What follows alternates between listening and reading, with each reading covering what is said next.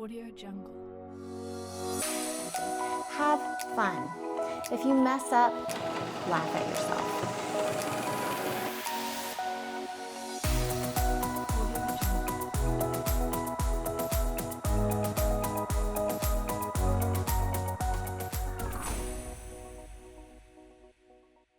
Come on, girl. We like you in the videos.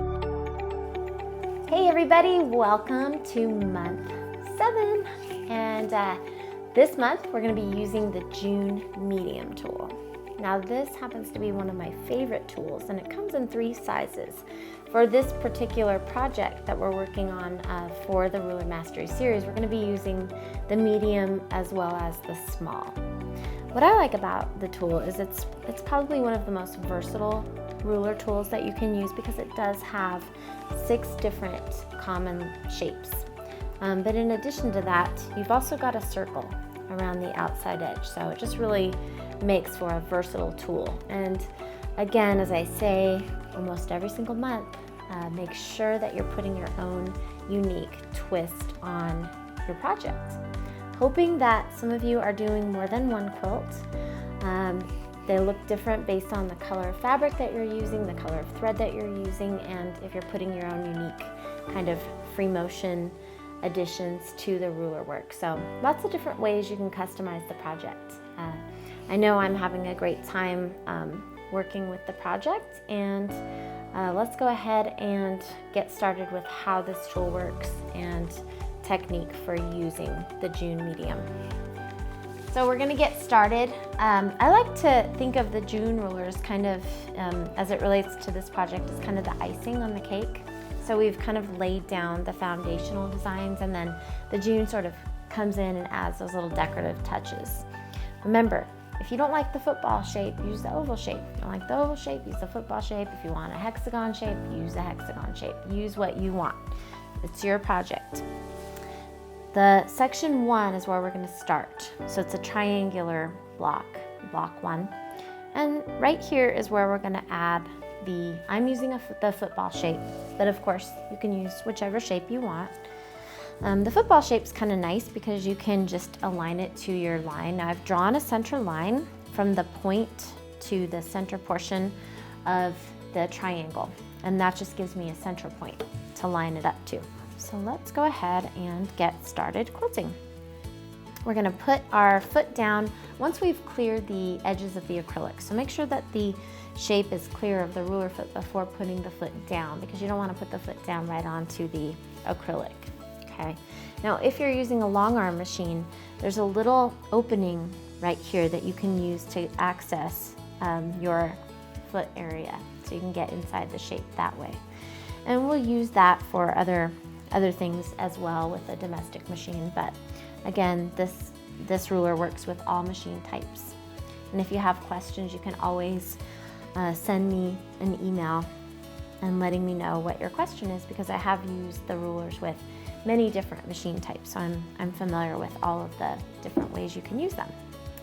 All right, now another thing I want to remind you of is that you want to set your machine to land always with the needle in the down position, and this just kind of holds your place for you as you're working, so your needle lands down. Put your needle down and then go ahead and just bring the ruler right up against the edge of the foot. Now you can rotate the ruler until the point of the football shape is in line with the center line that you've drawn. Okay, now here's where you're gonna bring in your handy dandy little gripping aids. You wanna have lots of these laying around because the more the merrier. All right, there we go. It should be very easy to use. So the gripping aids are gonna grip a hold of your quilt and let the quilt travel underneath the needle. All right, so lean up against the edge of the tool with your ruler foot. So once you get to the point there, then you're just gonna stop with your needle in the down position, slide the tool like so, and align the point of the football shape with the center line that you've drawn, and do the next side.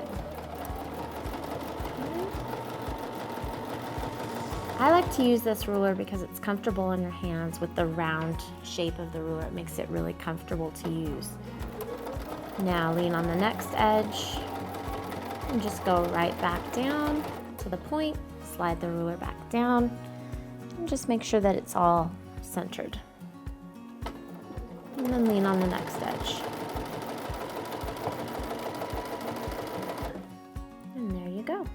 All right, so we added a little bit of decorative element to section 1, and now we're gonna move on to section 4. This is gonna be more of a highlight for June. So this block is all about the June ruler. So let's move over to block number 4. Okay, here we are at block 4. So you've already created your foundation for the block using the Shirley ruler. That was the very first month we did that. So you've already got your foundation kind of laid in here. Now it's time to add those details. And what we're gonna do is we're gonna kind of work on the horizontal and vertical directions. Starting at the center, we're gonna begin with the football shape. And we're gonna do the same thing we did in section 1. Position your gripping aids where you want them, like so. Drop your foot, making sure that you're clear of the acrylic. There we go. Start in the center, do a few small locking stitches. Now, if you're a thread barrier, you can bring up that bobbin thread and bury your threads, but that's only if you really like to put forth a lot of effort in burying threads. I'm not really one of those people. So here we go. We've got our point of our football shape. There you go, you can see it lined up with that stitch line. And then we're gonna do our football shape. So, first half. Now there's a variety of ways that you can do this block. So I could create the entire football shape and then kind of travel up one half of the shape doing a free motion detail, or I could do half the shape and then the next half of the shape like we did in section 1 and then work back down. So I want to show you both ways so that you can kind of choose which way you want to do this.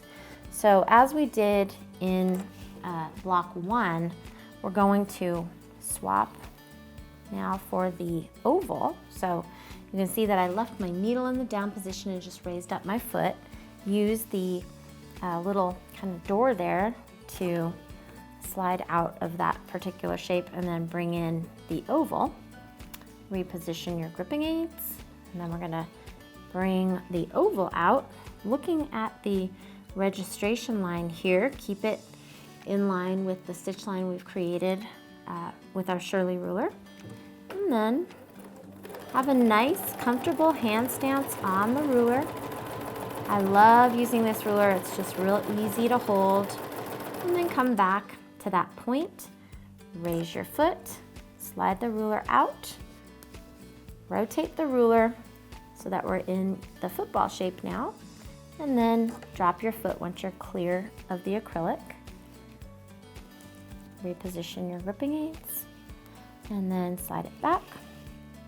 Kind of position your ruler so that you're centered, and then finish the second half, like so. Now you can repeat that technique in the remaining 3 sections, or you can do the other technique that I'm going to show you. So let's rotate the ruler. Now this technique is going to incorporate a little bit of free motion quilting, and it's just a back and forth design. So it's real simple. All of the free motion designs I'm showing you are actually quite simple to do. So don't panic over it. It's a good way to practice a little bit of free motion quilting. And that's what we're going to incorporate here. So here we are at the center. Go ahead and position your football shape so that you're in line with the center line. Quilt the entire shape. Okay. Now we're going to use a little bit of free motion quilting here, kind of up this one half to travel to that point so that we're at a new starting point for our oval shape. And then we're just going to keep the tool where it's at and use the tool as sort of a machine quilting hoop. And now I'm just going to do a little back and forth motion here just on one side, like so. I like to have spaces and areas where I can travel. So go to the point, move the ruler out of the way so that you can quilt to the point. Keep your needle in the down position and then raise your foot. Slide that shape out and bring the oval in. Again, if you aren't particularly fond of oval shapes, you can use a circle, you can use a hexagon, whatever you like. This is your quilt. Lower your foot, rotate your shape until your registration line is in line with the stitch line. And then we're gonna quilt our oval.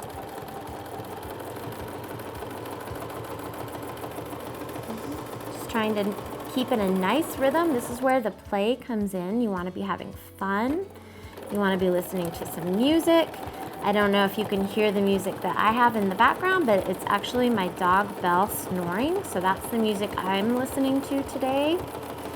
You probably have a different type of music that you like better than your dog snoring, but hey, whatever works.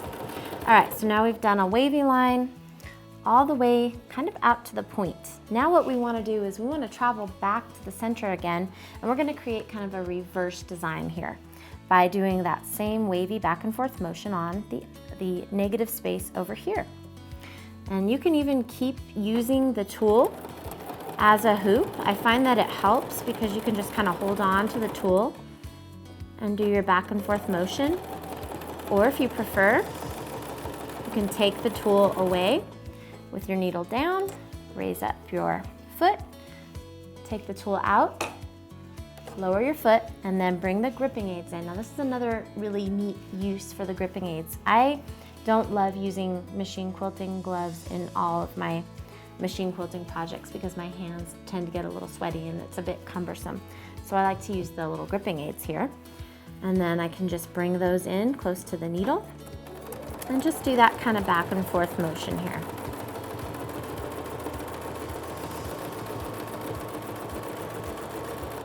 When you want to reposition your hands, stop with your needle down and just reposition your hands. Now we're working back to the center, and we're going to repeat that same technique on all of the corners so that you have a complete block. And I'm going to show you how that looks when it's all complete.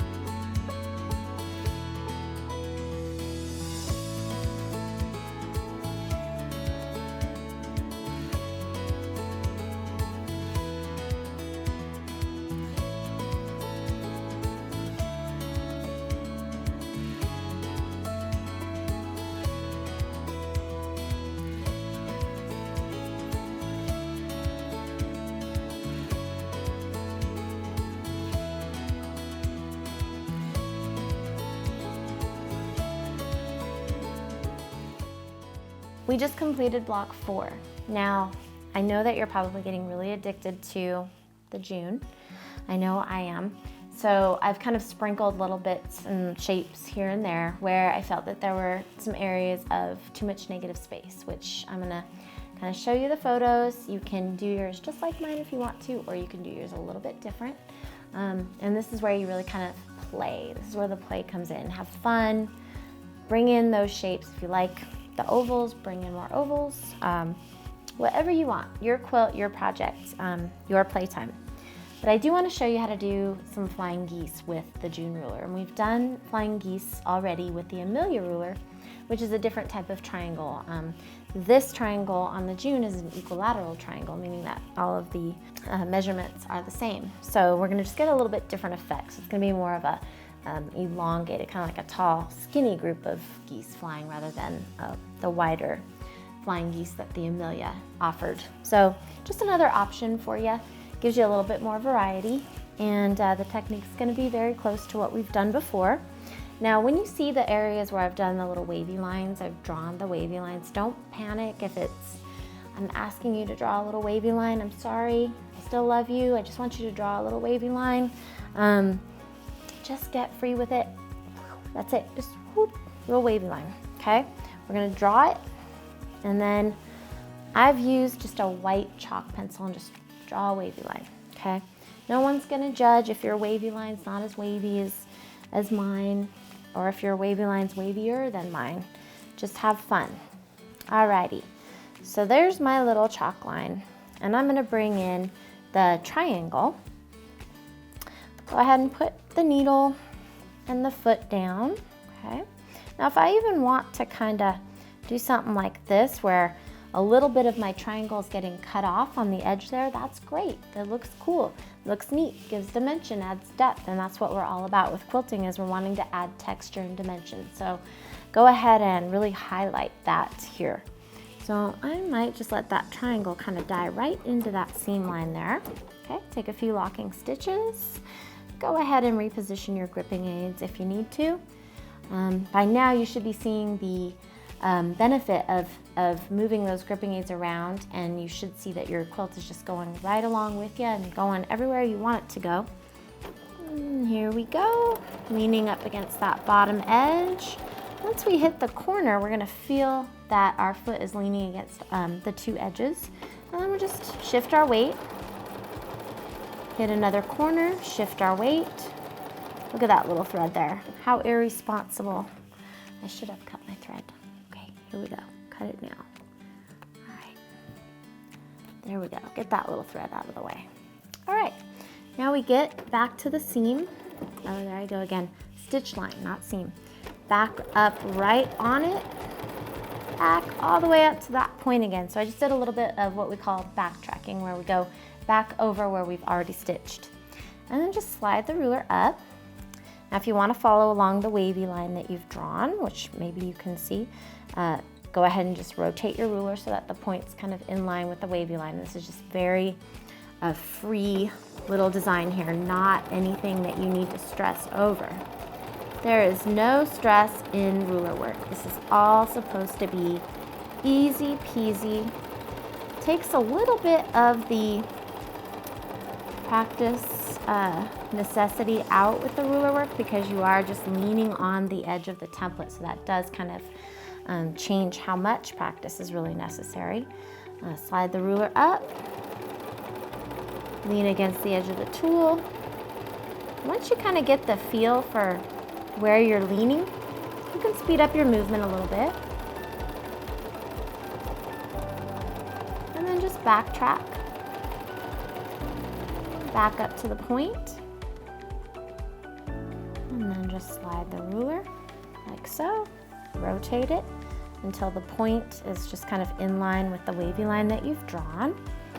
Lean on the edge. Very fun. I think this ruler is super fun to use. Now if you want to reverse your backtracking and go the alternate way, that looks cool too. Slide the ruler up and just keep on working right on up that wavy line until you fall right off the edge of your quilt.